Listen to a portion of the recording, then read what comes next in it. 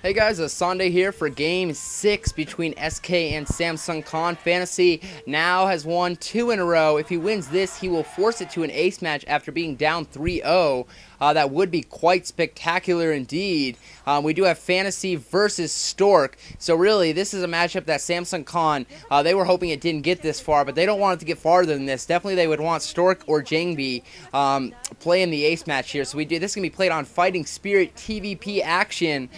Statistically speaking, it's a very good map. It's an even map PvT-wise, but we do have Fantasy spawning in the top left position as the Brown Terran and Stork as the Protoss in the bottom right. But as I said, Fantasy showed some great games so far. Last game, I think Jangbi's, if that wouldn't have been spotted, it would have been a different story, but it got spotted, and he really wasn't able to react to it being spotted. He still ignorantly just stuck to it, and it backfired. Because it wasn't able to do the damage that he needed, and he's continually stayed off one base and was just trying to kill Fantasy right there after he saw it. So I think he should have reacted better, should have changed what he was doing a little better, but he just stuck to it and wasn't able to get the win. So indeed, we are in a Game 6. Stork being my favorite player, I'm going to be very biased in this. I really hope Stork wins, and I really hope Samsung Khan goes on to win this. I don't like Samsung Khan, I'm not like a huge fan of their team, but definitely Stork being my favorite player. Gateway warping in, and we do have the probe being sent out. It looks like, from the looks of it, the scouting probe is going to go to the top right to the 1 o'clock position base, and then wrap around to the 11 o'clock position.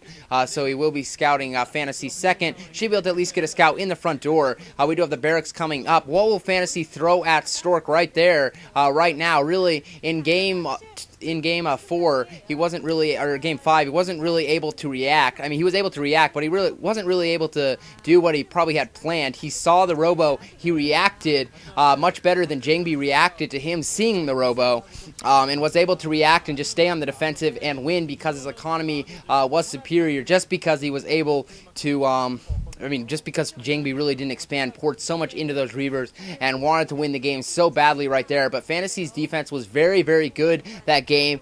Maybe Stork watched that game. Could we be seeing Reavers from Stork after that game? It might be a different story. Maybe he's like, okay, Fantasy's defense is way too good. Maybe I'll play the macro game. Interesting to see exactly how Stork comes out of this game. He just watched his his PvP partner. I'm sure they talk about a lot of strategies. So kind of his PvP buddy on Samsung Khan. He just watched him lose to Fantasy. How will that affect this game? Stork just watched it on the big screen. Now he's going to be able to go against it. He's probably saw a couple things that Jangbi didn't do, and he's probably going to try to utilize those to pick up the W and to avoid the ace match that right now I'm convinced Fireback Hero is probably like, come on, I win 3 games and you can't get the 4th win? Honestly. There's a look at Stork looking serious as ever. I'm hoping Stork can pull this out. We do have a Marine out to go ahead and take a couple hits on this probe. Stork doing a nice job to keep the probe alive so far. Scouting SCV looks like it's making its way down from the 1 o'clock to the 5 o'clock where Stork is indeed, and a couple more signs being held up as always. But really, I swear that I think that's the same guy too, that same Korean with that yellow hat on. I see him in a ton of games. I don't know. I guess I'd go to like every game even if I was Korean still. But like, don't you have a job, dude? Fantasy able to finally push out that scout from Stork here, and Stork looks like he's hiding that probe behind those mineral lines. Is that going to be used to, is he proxying something as well? That probe is a point of emphasis for me. I'm interested to see exactly what he's doing with that. Still hasn't. It looks like he has a pylon to the side of the base to see, and he drops a couple Marines going back into the main base. He has a couple goons out and a zealot. What is Stork exactly doing with the probe, or is he just hiding it? I'm interested to exactly see. We haven't seen the second gateway. I'm expecting some kind of proxy. This probe is highlighted. It's clicked on, but it's stalling. The nervous probe indeed. Command center going down, so we are seeing the one fact into a CC from Fantasy, and we are from Fantasy and from Stork. We are seeing the expansion go down. It looks like he was bailing on that pylon. I think he was trying to see maybe he was looking for a command center being built. I'm not exactly sure. He's going to use it to wrap around to the scout. He might have been using it for those, wait till his Marines moved out so he could have got by. But I thought he looked like he was looking at a proxy.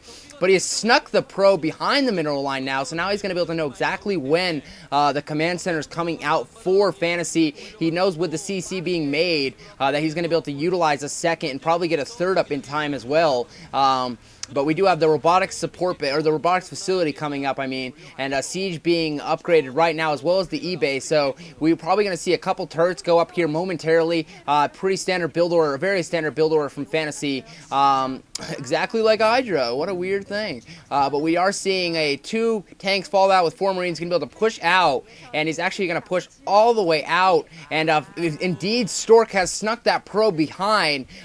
Brilliant play here by Stork indeed. If he could actually, right now, he could actually run up that ramp and get a full scout in.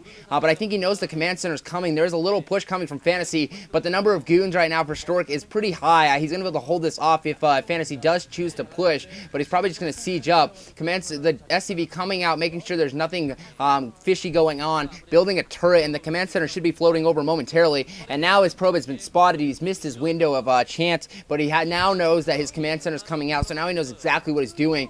Will he choose to be aggressive, or will he just line up for the third?